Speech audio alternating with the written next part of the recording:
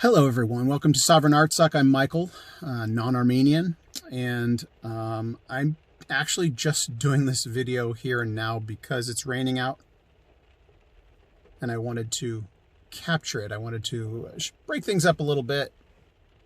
We need rain. Rain is good. Actually, biblically, rain is a sign of blessing, even though in movies it's a sign of foreboding, right? It's a sign of bad things to come.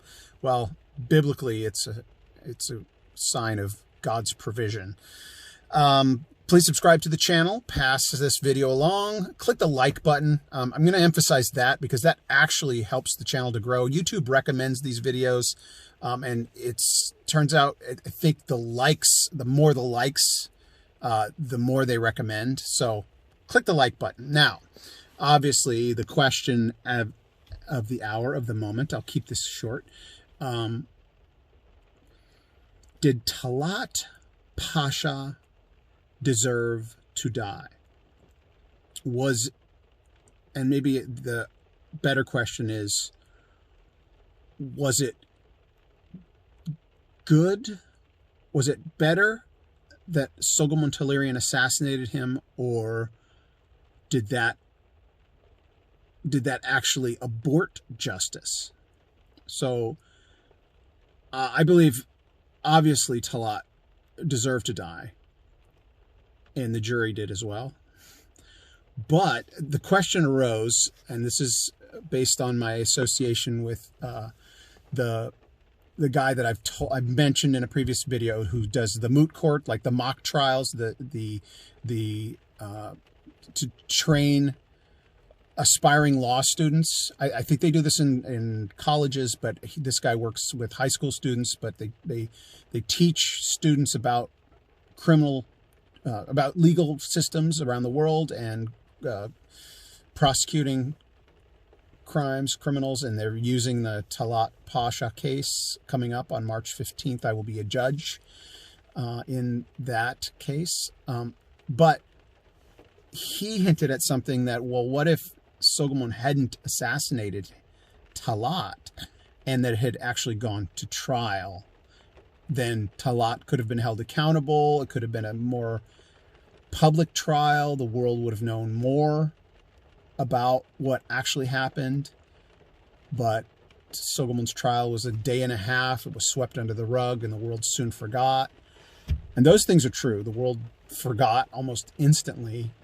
Germany was embarrassed that this thing had happened under their watch, because the Germans essentially harbored a war criminal. Talaat was in the Ottoman Empire, Talaat was sentenced to death. He fled to Berlin. The Germans knew who he was. They knew where he was. He actually lived larger than the German politicians. He had his own floor of a whole building that he had between he and his wife and an assistant. It was like 9 rooms in this apartment where he lived, and he could come and go as he pleased. He lived large, and the Germans were guilty of allowing this criminal to just take advantage of their freedom, their society, or whatever. And so it was embarrassing for them, so they swept it under the rug. But this notion that it could have come to trial. Would it have come to trial? Could it have come to trial? No. It would never have happened. It wouldn't have happened. Talaat was negotiating to return to power, and it's incredibly likely, high likelihood, that if he hadn't been assassinated, he would have become the founding president of Turkey. Instead of Ataturk or Mustafa Kemal, it would have been Talaat. And I mean, there's actually no doubt in my mind that that would have happened, based on the research, based on the communications that he was having. He was negotiating with diplomats, the Turks that he was in communication with. He was in direct communication with Mustafa Kemal, and Mustafa Kemal staged a strong enough resistance so that the Allies didn't have the willpower to go in and right the wrongs that were done to the Armenians. And Talaat would have slipped right into that place and Mustafa may have been his successor, but he would certainly not have been the first as he has been. So I'm firmly convinced that Soghomon Tehlirian did the will of God, brought justice when justice would not otherwise have been served.